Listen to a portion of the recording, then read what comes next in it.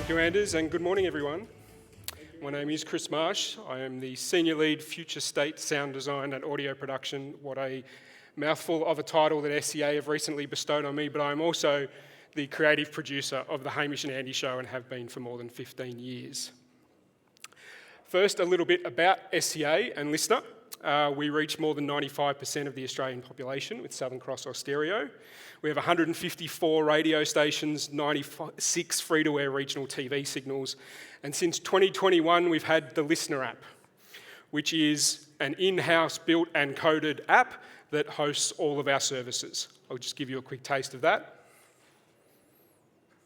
21. Australians far and wide have opened their ears to LiSTNR. With radio, podcasts, music, news and sport, all in the one free app, LiSTNR, the biggest creator of premium audio content in Australia.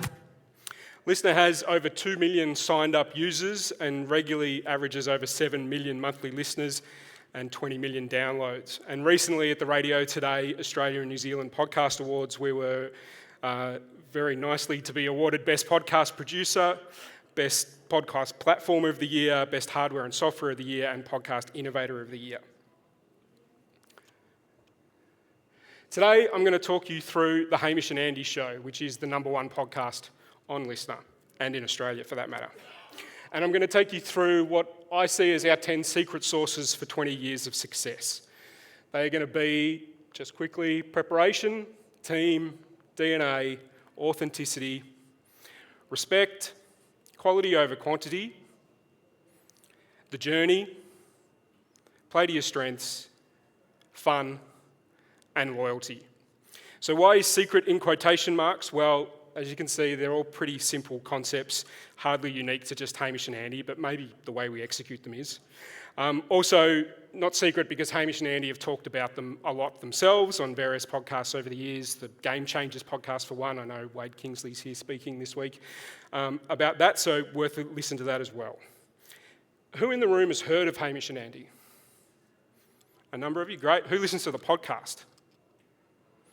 All right, maybe come and see me after and I might give you a token of no value.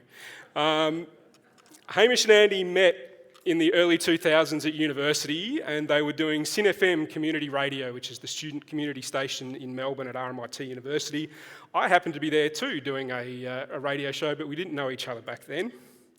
Hamish weaseled his way into Fox FM, which was a Melbourne hit radio station, working on the breakfast show, and then he managed to scam a job for his mate Andy doing panelling shifts for the Kyle and Jackie O Hot 30 show. They managed to get themselves a late night show. I think it was called the Almost Midnight Show because it was on at 11:30. Then a Saturday morning show, then a fill-in drive when people went on holidays, then local drive in Melbourne, and then in 2006 they got national drive on the Austereo network, and the rest is history. I don't have the actual stats to back this up, but I've been told that at the height of their radio power and success on Drive Radio, 1 in 5 cars on Australian roads were listening to their show every afternoon. They had 2.5 million listeners, were nationally syndicated across 80 stations, plus to New Zealand, Dubai, UK at various times. And interestingly, they were very early adopters of the podcast. They've been podcasting their radio show since 2006, very early on when the only place you could listen to that was by syncing it to your iPod. So they've definitely seen that trend from very early on. They were consistently the #1 on the iTunes comedy chart during that time, with over 250 million downloads of their podcast during their time on radio. So, it's fair to say they're two of the most loved and trusted personalities in Aussie media. They had the highest rating radio show in Australian history. Multiple award winners across all sorts of awards. The ACRAs, the Australian Commercial Radio Awards, Podcast Awards, the ARIAs, which are like our version of the Grammys, and the Logies, which are our TV awards. They've done multiple TV shows together and separately. And in 2018, they pivoted after finishing full-time radio to do a weekly full-time podcast. And it's become the #1 podcast in Australia with over 100 million downloads in the last 7 years, and that's for Australia alone. Every month that they have published a podcast, they have been #1 since the Australian Podcast Ranker was incepted. There's also a third member of the Hamish and Andy team, Jack Post, who started off panelling the show back 15 years ago and still panels it badly, but he's very much become a third member of the podcast these days. I wanted to give you a little bit of a taste of the podcast. There's plenty of videos to come in this presentation, but just if you haven't seen much of Hamish and Andy, this will give you a taste of their chemistry. It's a comedy podcast, roughly 40 minutes a week, 4 or 5 breaks in each episode. I have struggled somewhat with impulse control when it comes to being served ads on Instagram. Oh, yeah. This pan comes up, right? A pan? And Like it's, a cooking frying pan, Okay. like a kind of a deeper walled, I'll admit, it looks pretty cool, but it's a deeper walled frying pan, right? Yeah. And it's a chef, it's a cool American kind of chef. He's got a few Michelin stars, can't remember who it is. He's like, this is hands down the coolest invention, the innovation of our time. What makes it so amazing? To take you into the mind of an impulse buyer, we don't ask those kinds of questions. If a cool chef says this is the greatest cooking innovation of our time, the only thing my brain can think is, thank God I'm hearing about this.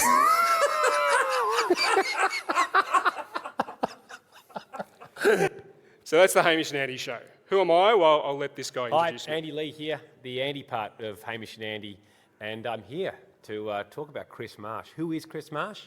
He's the guy that paid me $16,000 to do this intro. I've never met him before in my life. No, that's not entirely true. He's a brilliant audio producer. I think the best in the country. He's been with us for 15 years. Not only is he brilliant on the tools, but he can also challenge our content at the right times to get the best out of us. And he can polish up something that wasn't so good and just through his mere execution make it much better than it was. So we're indebted to Chris. There's no one better to talk about the Hamish and Andy show, I think. So enjoy. So yes, I met them in 2009 was when I started working with them. I've worked mainly as the creative audio producer on the show, so the one behind the scenes on Pro Tools, cutting everything, whether that's pre-recorded interviews, sketches, all of that sort of stuff. I have also worked on some of their TV projects, which has been a great joy to work on some of that. But the biggest game changer on this show, which you can see in some of these photos here, is I travelled with the show and I went on the road with them. There's 2 reasons for that. Many audio producers may have experienced a situation where a show is recording out in the field and a producer has just plopped a recorder in the middle of the room and recorded 4 hours of average audio and then come back and said, it's all pretty good, see what you can make of it. By travelling with them, I could ensure that they were mic'd up properly, that I was recording it properly and we were getting everything we needed. Plus, I was also doing the edit half in my head before we even got back to the studio. So an example of that, they formed their own band and went on a band tour. Really, they're just living out their dreams and getting the radio station to pay for it.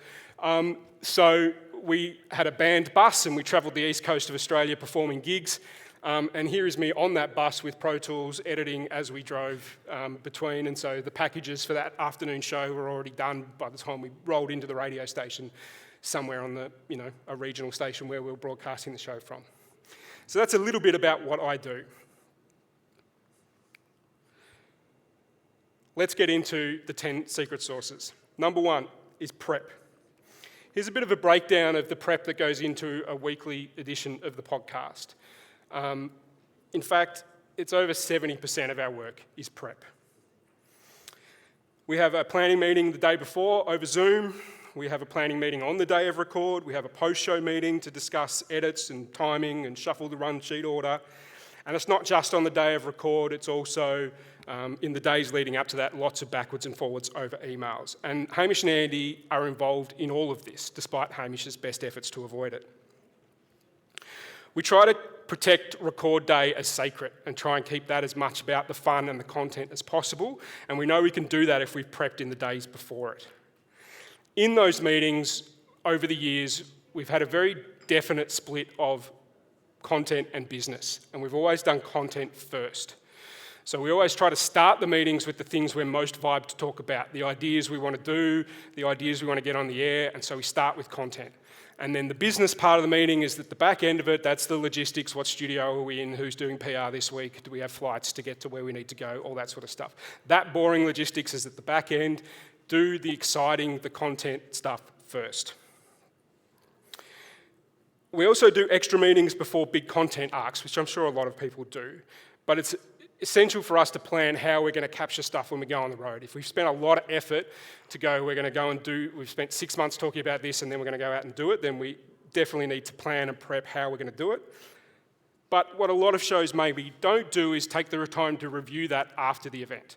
So definitely after we've captured content in a field and executed it, we'll come back and review it and go, what worked, what didn't, what are the lessons we can learn for next time. And the guys are very big at learning those lessons. They also keep comprehensive note sections on their phone with all of their ideas. So that's their prep of noting the things in their daily life, and that's what they're accessing when they're pitching ideas in the room. But the unique thing about them is they know when to hold on to content for the right moment. If a show is already looking full or we've already vibed on a number of ideas for today, they're not going to burn an idea in the planning room that they know isn't going to get up today. So they're very good at holding on to that idea for a time and a space where it's going to work, years even down the track. And a little tip from me as an audio producer of some prep that you can do for your future self is keep everything and keep detailed notes. So one of the best things we did over the years was keep the full archive of the show and keep comprehensive notes on after every show of what happened in that show and the highlights of it and the great quotes and all of that sort of stuff. What that has meant is we've been able to create a whole second podcast out of that archive called the Remembering Project, where the guys look back at 20 years of radio and we delve into the archive and try and remember what happened in that time and place. We've also created a second revenue stream from it. So we've got the entirety of their radio archive up on their app behind a paywall and up on Apple subscriptions behind a paywall, and our loyal audience are paying to go back and delve into the radio days. The current podcast is obviously free, but all the old radio day stuff is behind that paywall. So keep everything, do a bit of prep after a show now, and it'll pay off for your future self. Number 2 is team. Our long-time executive producer on the show, Sam Kavanagh, used to have a saying, which was 50% team, 50% content. And that meant that 50% of his focus was on supporting the team and creating the culture and environment for us to do our best work. What it meant was we never dwell on an issue within this team. The boys and the whole of the team are very good at having those tough and honest conversations as soon as possible. If something didn't go as expected on the air or you didn't feel supported in some reason, not in the show or in the recording, but as soon as possible after it, they are willing to sit down and have that conversation, learn the lesson and create the plan to change the behaviour for next time. We know that resentment and distrust rots a team from the inside out, and we also know that high-performing teams move at the speed of trust. So they spend almost half their effort on building that trust, building that team, building that sense of teamwork, and know that the rest of it will flow from that. We would also check in before big events. So as you can see, like this image in the background of a big event that we went and did, they would check in knowing that we were going to live in each other's pockets for the next 2 weeks or week extensively. What do we need to get out of the way to make sure that we can perform at our best? What do you need from me so we can perform at our best? DNA. Find your DNA. At its core, what makes your show what it is. We still start every year with a blue sky swap meeting. You'd think after 20 years we knew what our show is, but these guys have a huge growth mindset and really want to know how they can improve, what's working, what's not. And they're very open to the team's thoughts of that. Finding your show DNA can take time. Ours took a few years, and it came out of something that was said on the air one day, and we kind of grabbed onto it and went, yes, that's what our show is, which is the people show. And that became our DNA. That is the filter through which all of our content decisions are made. Some examples of that for our show. This was the crowd surf show where our listeners literally held them up crowd surfing for 2 hours on the show. The People's Chip, this was one of the very early ones back 2008, 2009, where the people got to decide on a new flavour of Smith's chips. And then, even then, once they decided on gravy, what type of gravy? Chicken, beef, whatever.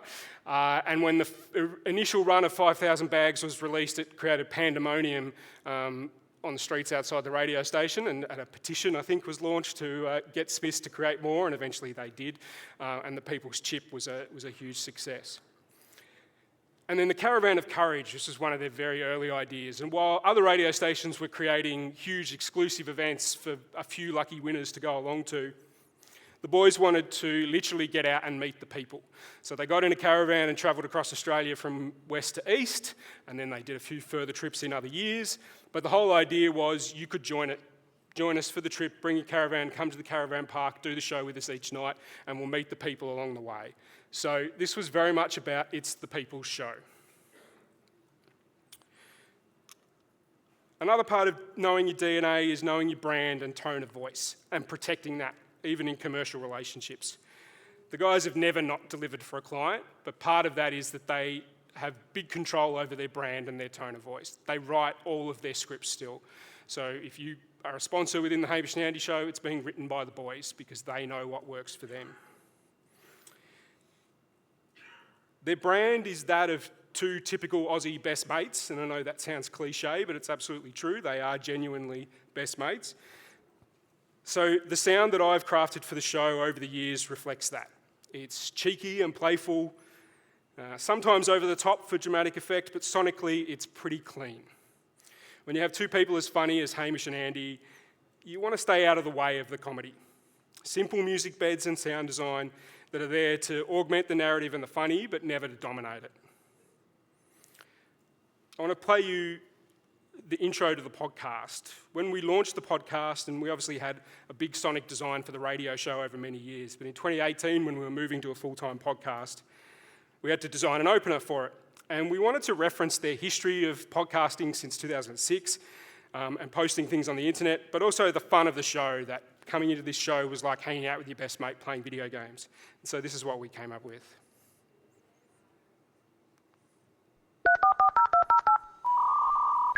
Activate your internet, because the Hamish and Andy podcast starts in 3, 2... Sorry, still buffering. 1. So a fun 8-bit sound that goes along with the intro to the show. 4 weeks into the podcast, our first major sponsor was a major broadband company who took issue with our dial-up sound, and we had to remove it for the period of their first sponsorship, but it came back very quickly after that and has lasted now the last 7 years, and we love it. I'll keep moving or I'll run out of time. Authenticity. The show is authentic because the reactions on air are genuine. They don't know what is coming almost all of the time. And it doesn't mean that we don't plan or prep, as we've talked about. And it doesn't mean it's all spontaneous. It just means it's not rehearsed or panto. They are very, very conscious of protecting that sacred on-air space and know that the audience can sniff out a performance. So how do they do this? Well, one of the ways we do that is through emails.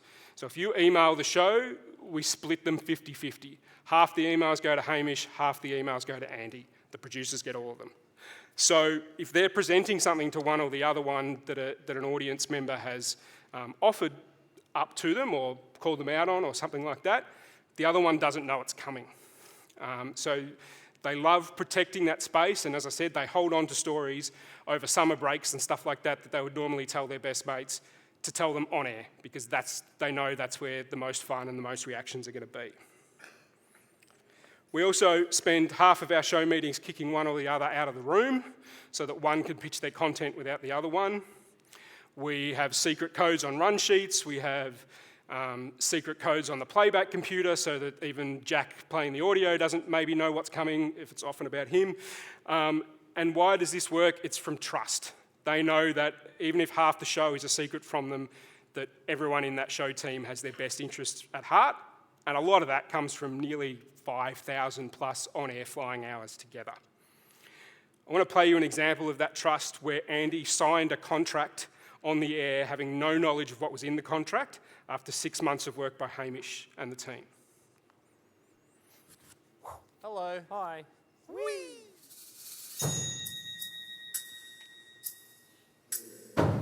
It's Andy in the spring. But is it him year round? Does it capture enough of his soul? It's too showy.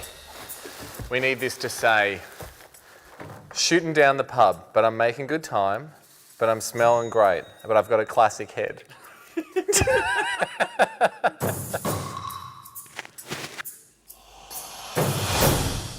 He's be so happy when he finds out what this is. He's going to be really happy. I love this. This is how people that work for charities must feel. Like you're changing lives. Yeah, because what do you get out of this? Nothing. A cut of the money. 49% of the money. But otherwise, it's a lovely gift.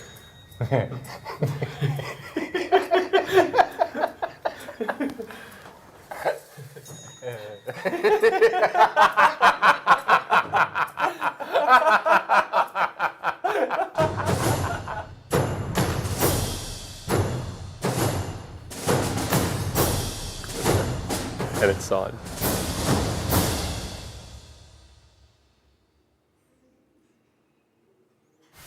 What I'm about to pull out of this cardboard box is a real product. This is the prototype, but there's many thousands being created as we speak that are going to be rolling into stores, into a specific store I'll tell you in a second. Just as I look at the product now in the box that you can't see it, I'm holding in my hand for the first time. I know it's the right thing to have done. Congratulations, Ando. I'm handing you your very own signature fragrance, Andy, by Hamish. I have created a fragrance for you, 5,000 bottles of which are being manufactured, which will be going exclusively into Chemist Warehouse in time for Father's Day. This is so disappointing. I can't. He loves it. He loves it. So yeah, Andy by Hamish went on to become the fastest selling fragrance in Australia's history. And we really did spend 6 months working on that without Andy's knowledge. We had a lot of meetings talking about how we thought he might react. Doesn't really matter, as long as he reacts on the air, whether he's disappointed or not. He signed the contract that means he has to exclusively market it for Hamish, so that's what happened over the next couple of months. I want to say that authenticity and authentic doesn't mean not curated. I saw a post recently that talked about an authentic conversation podcast that went for more than an hour and was unedited. Very few conversations we find are 100% engaging. Our show is highly edited and meticulously planned. But what we do know is that the raw material is as authentic as possible. Number 5, respect. Respect your audience and they'll respect you and contribute. We are constantly reminded that our audience are often endlessly funnier than we are. But something I've been in awe of the boys over the years is that they make every interaction with their listeners a positive one.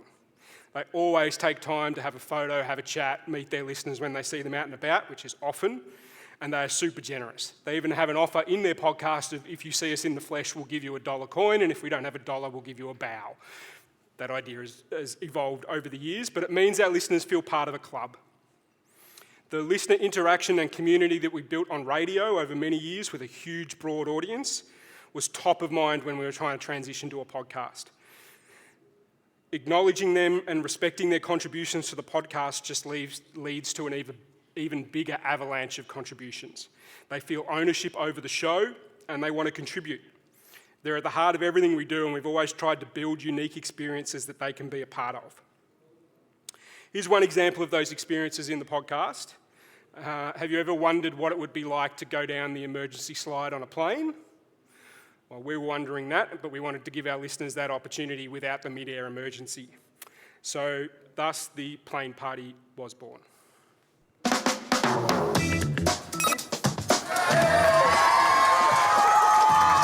Business class. Oh, must be very nice. Welcome to the inaugural Hamish and Andy slide party plane. Go for it. Hop off quickly, hop off quickly, hop off quickly. She's checking. She's checked. Yep. She's opened it. Oh my God. Oh, look at that thing go. Oh, wow. That is awesome. Slide true, slide well. Okay, I'm getting on the slide. yep. It looks like a slide. It feels Lean like forward, a slide. grip your Lean knees. forward, click knees. How do you feel, Andy? I feel like I'm sliding. And a perfect dismount. What a landing.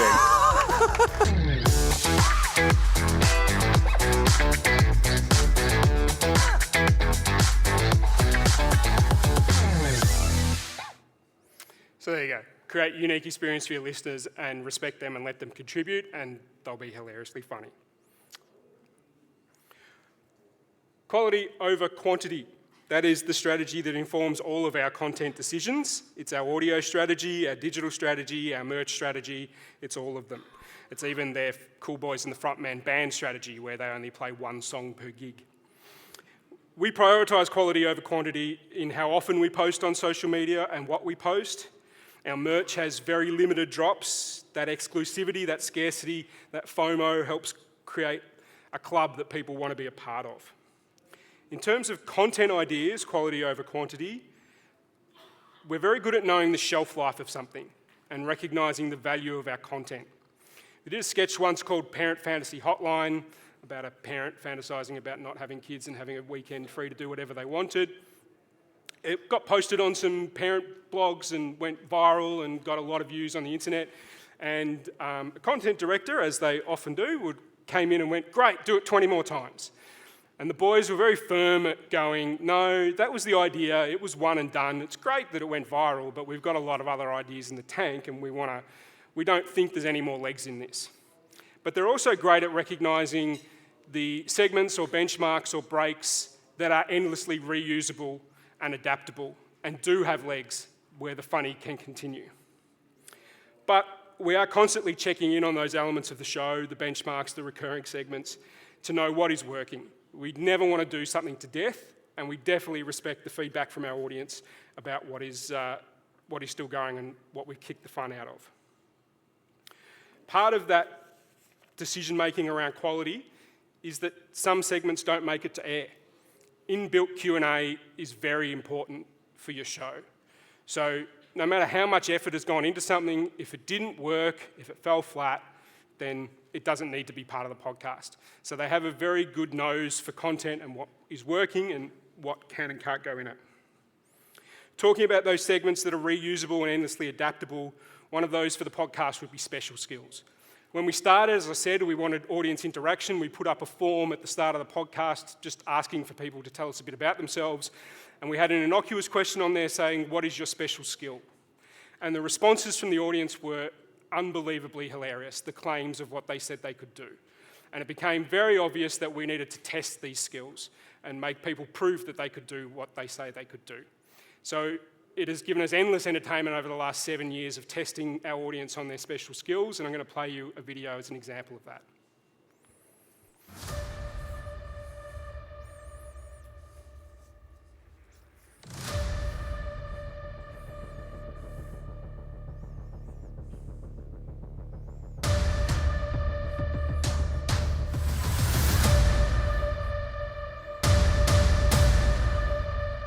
Are they in a clump and you're squeezing them all together? They're in two clumps. It's a double clump. Wow. They're on. Are they layers? Have you patented The double clump? Hang on. Are segment? you stacking? Are you stacking 2 layers? I'm holding 2 layers. How many are on the bottom tier? How many on the top tier? There's 7 on the top and 5 underneath. Which seems odd. I know. Heavy. So the are only way you it can be actually produced. grabbing underneath, almost like a firefighting helicopter holds a bucket? Similar, yeah. How are you feeling, Nick? I think they're in the right spot. Yeah. Happy. Okay. Whenever Well- you're ready. Yeah, I think so. Okay, good here we luck. go. All right. So he's holding it looks like he's holding the top layer very low down. Here we go. The first 7 are in the air. The 7 are on top of the 5. So now he lands. Is then Those 7 on top of top. 5? Oh, Jesus. This is the worry, isn't Okay, it? I don't believe this is possible. oh Oh my god. Oh my god. The bartender just held her mouth. The bartender. Oh my god. Oh my god. Now, this is the hard part. 7 This beers. is the 7 dismount. beers on top of 5. They land. This is the dismount. He's landed it well. The 5 are down. 5 are the down. 7 are up. I don't think there was a single drip on the ground.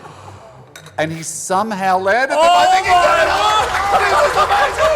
This is amazing. This is amazing.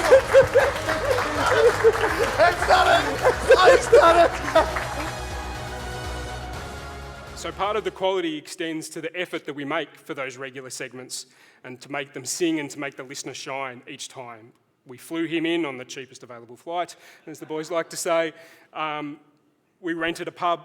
We got 12 people from the radio station to come across to make it a real-life scenario. We put butcher's paper on the ground to test if he was going to drip anywhere. You know, a lot of prep and planning goes in to make that moment as good as possible and make the listener shine. And those little details compound to help tell a great story. Next, the journey. We learnt very early on that the journey is the fun. While the ultimate destination of the content is great, it's all the world building along the way where we get our greatest gold. And it also means that you can still enjoy an idea if it doesn't end up where you thought it was going to end up. You have to know when to pivot. And an example of that for us is the race that slows down the nation. So Australia has a horse race, a very famous one called the Melbourne Cup. It's called the Race That Stops the Nation in first Tuesday in November. The boys wanted to hold a race the day before and call it the Race That Slows Down the Nation. And they wanted to do, the initial idea was a race between all different types of horses. So a Clydesdale, a Thoroughbred, a Donkey, a Shetland, and they were going to stagger it and see who could race. Talking about it on the air, our listeners and our particularly horsey listeners quickly informed us that that wouldn't happen, that the Thoroughbred won't run against any other type of horse and the Donkey would kick one of them and it would all be a disaster. And so we pivoted on the air and went to our listeners and went, well, what can we do? Because we still want to do a race. And where we ended up with was, well, would it be funny if the horses were people? Back to that filter of the people show, let's do a horse suit race. And that's what happened. Their place in history. A 50-person horse suit race that would bring a nation not to a standstill, but certainly to a dawdle. It was the race that slows down the nation. The video's played slightly out of sync. So we don't have time. It was an epic event in a country town in Victoria. I think the population of the town was about 500 and about 8,000 people turned up for the day. Go and watch the video on YouTube. I highly encourage it. It was an amazing event in this town called Wedderburn, the horse race that slows down the nation. So just an example for us that this was absolutely not where we thought we'd end up, but after 6 months of building that across the air and knowing when to pivot the idea and enjoying the journey that got us there, the end result was in fact brilliantly fun. How am I going for time? Ooh. Play to your strengths. Hamish and Andy are very different people and very different performers. That, along with their chemistry, is what makes them so successful, but they celebrate their differences and strengths. Andy recognised early on that there's no comedy brain quite like Hamish anywhere in the world, and that his role would often be that of the straight man or the foil, and he embraced that, even though he is outrageously funny himself. So he found his role within that team, and that's certainly been the case for all of us within the team too. We found our role within the team. And we collaborate differently with them as well and found where our strengths within that are. So if I'm making a sketch with Andy, it's likely to be across a week over email with lots of different drafts backwards and forwards, and I know that's the best way for us to get to an outcome that we're both happy with. If I'm doing it with Haim, I know my one chance is when he's standing in front of me, in front of the mic in the booth, and I just pitch ideas at him and we riff. Two very different ideas that might get very similar outcomes on the air for a successful comedy sketch. The boys also learnt very early on that the value of something doesn't equal how much time it takes. So that's to say, Andy might have spent 6 months building an event and sitting in logistics meetings and doing all the legwork, and Haim might have spent 20 minutes in a booth making a comedy song, but they're both of equal value to the show. And we don't attach more value to one over the other. We're playing our role and playing to our strengths. Fun. Make time for it. Schedule it. This is a photo of when we went for a content trip to Darwin last year to record an episode of the podcast, but the boys made very much sure that we were done recording in time for our 5 p.m. Darwin Harbour jet skiing activity with the whole team, which was amazing. We do office pranks that aren't for on the air, they're just to prank each other. We have a scheduled part of the start of the meeting that is 15 minutes just for gossip. They love it and thrive on it, and it is part of the run sheet. They're brilliant at celebrating achievements, birthdays, all of those sorts of things. They celebrate and lift up the team at any opportunity. They even created a employee recognition award where each week they talk about who's done the best work this week, and then it's turned into a game where you can steal their reward off them within the room before they get it. All of that builds the culture of the team and the show. They and we genuinely love it. And all of that and the previous things we've talked about breeds loyalty. They started with small teams, they found their people, they built it up with their mates, and they've continued that along. And that's why they've built extremely loyal teams, producing teams, but also, as we've talked about, extremely loyal audience bases who travelled from radio to podcasting. They will literally travel across the country on their own dime to attend our events. They're an amazing audience. They've got a very loyal advertising base. We regularly see repeat clients all the time coming back to the show because they want to be part of the brand we've created. And an example of that is that we're sold out until June next year. You can't buy into our podcast already, which is probably unheard of in the current market. And they're loyal to SCA and LiSTNR. They've spent their entire career there. And that is for all of the reasons that we've talked about for what we've built together. All right, very quickly. Prep. Over 70% of our work is prep. Hold on to content for the right moment. Don't burn it in the room. And do some prep for your future self. Get a great archive system. Team. 50% team, 50% content. Spend half your time on the team rather than on the show. Never dwell on an issue, get it out of the way early, and high-performing teams move at the speed of trust. DNA. Find your DNA. It can take time to find it, but it's a filter through which all your content decisions can be made. And know your brand and your tone of voice and control it. Authenticity. Maybe split your show emails, keep secrets from each other. Save that sacred on-air space where the reactions can happen. And authentic doesn't mean it's not edited or planned. Respect your audience and they'll contribute. Make every interaction a positive one and build unique experiences for them. Quality over quantity. For us, it's our strategy that can inform all aspects of our show, content, social and merch. We know the shelf life of an idea and we know how important QA is. The journey's more fun than the destination. World building is where all the gold is, and know when to pivot an idea. Learn how to collaborate with different talent, find your role in the team, and the value of something isn't how much time it takes. Schedule some fun, it will pay off. And loyalty, find your people, build your team, and that will bleed through to the rest of your audience, your clients, and your organisation.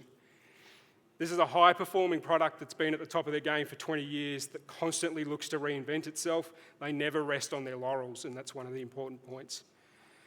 These things take a lot of work. None of these are easy, but they will, if you cultivate them, they'll contribute to the longevity of your show. And what you'll end up with is something pretty special. Just ask Haim. G'day everyone, Hamish Blake here. I hope you've enjoyed Marshy's talk. Working with Hamish, why it's changed my life and why he's such a great guy. That's the working title he told me. I hope he went with it. No, seriously, I hope you've enjoyed Marshy's talk. He's been with us for so many of our adventures. There's no one more qualified to talk about what we do than Marshy. And look, at the end of it all, if you'll allow me to end on a bit of a sentimental note, when he asked me to, can I make a video for the end of this? I sort of thought, we've done what Andy and I do for a long time now. And, sometimes you get to this end of, well, I hope it's not the end of the career, but this stage of your career and you go, why do we do it? And what's the actual reason to keep doing it? And for me personally, I reckon it comes down to, if you've created a situation where you get to do something that you love, you get to create something, you get to put something into the world that wasn't there before, be it big or small, and you A, enjoy doing it, and B, enjoy the people you do it with, I think that's a pretty good measure of success. I think we all know it's not about chasing sort of an end state. you never want to be stuck in a day-to-day situation you hate, hoping that the payoff will be worth it.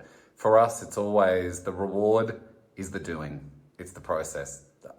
Making sure that, that it's how you spend your day that actually counts at the end of it. So we've been so lucky to spend our days doing the thing we love, and then Marshy makes it sound 400 times better. So we can not get axed and we get to keep doing it.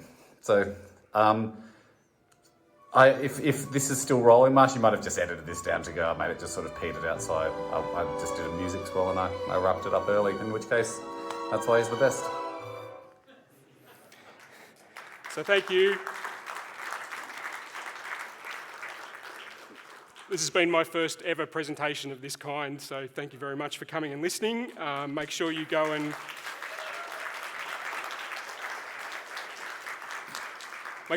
subscribe to the Hamish and Andy podcast and tell us about your special skill. Maybe we'll fly you in on the cheapest available and test it. Thank you very much. So you stay here. Okay. So a fantastic Chris Marsh, everyone. We do have a few minutes if you have any. I'm sure there are questions in the room, but don't sit on them. Up with your hands. There's one over there. We have time for a few questions, and we have a microphone coming. Second row.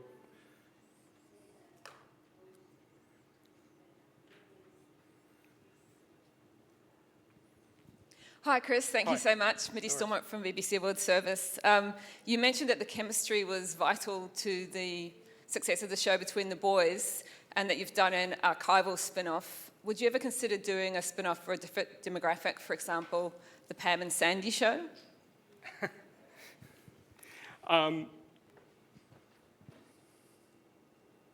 Chemistry is a hard thing to define, right? Like, people from Australian media will know that there's been 800 people over the years that have been the next Hamish and Andy. Like, everyone's trying to find this dynamic, and it is very hard to find that. That's, I guess, why we hold on to it so tightly, and they're so aware of how well it works. I hope some of these things are adaptable to your team, but yeah, I can't just say, be Hamish and Andy, and that's why you'll be successful. That's not going to work, obviously. You need to find the chemistry that works for your show. But some of these things about what we've done to maintain that and build that, and the chemistry within the team, is definitely adaptable to other shows, I would say. Okay, we have another one there. Anyone else? One last one later on? Okay, thanks. Hi, good morning. Glenn Van Zutphen from Money FM in Singapore. First of all, awesome job on your first presentation like this. You nailed it, for sure. Yeah. Quick question, what percentage of the bits that they do are commercially driven? You have commercial partners, and I assume you have a huge commercial team behind working those relationships and trying to find new relationships for the potato chips or whatever. Yeah, for those sorts of things, I mean, back in radio days, that would definitely be, when you're the number one show, a lot of briefs are coming your way. And so the guys definitely recognised early on that those dollars coming in was often a way for us to do the ideas that we'd had sitting in the bottom drawer for a long time, as long as they were adaptable to this client. And they were great at brainstorming those brief responses when they'd come in to go, great, this is our chance to do this, and take their money to go and do it. Yeah, no bones about the fact that we're a commercial radio show and a commercial podcast, and we're doing it for sponsors. There's 2 sponsorship slots, so you get a 50% share of voice, I guess, in our podcast. And as we said, it's sold out for a long time. But yeah, when we do events, we definitely look. We're actually planning a conference for the end of the year called ConCon that our listeners can come to. And yes, we're looking at the moment for partners that we can find for that. The boys were just teasing me in the WhatsApp to go, we might have a biscuit sponsor. So there was a huge thing in the record last week about what biscuits are we going to serve at the conference, and these are the small little miles on the journey that build into mountains by the end, and our listeners love it. So yeah, we couldn't do it without the sponsorship dollars, and that's super important that it's a big part of the show, and we have to respect that, I guess. The last question there in the middle. If you can walk over there. Thanks, Chris, so much to learn from. I just have one pointed question. 20 years of partnership between the two boys. too good to be true in the real life. What happens when there's a conflict? How do you manage that? Two different guys, they might have had situations where, things haven't been working out.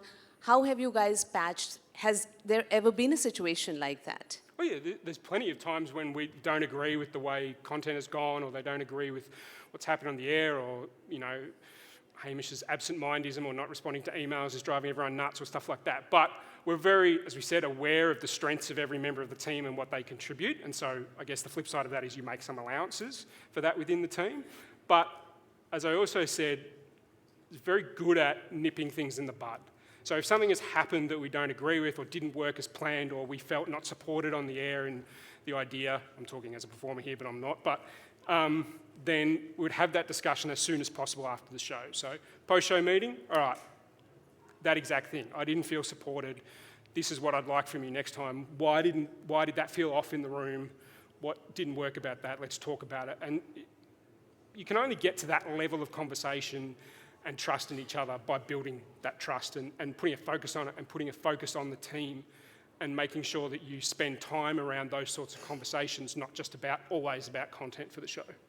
Thank you, thank you. A great story there. Thank you, Chris Marsh. Thank you so much, Andy. Yeah. And we go into a break now for about 20 minutes.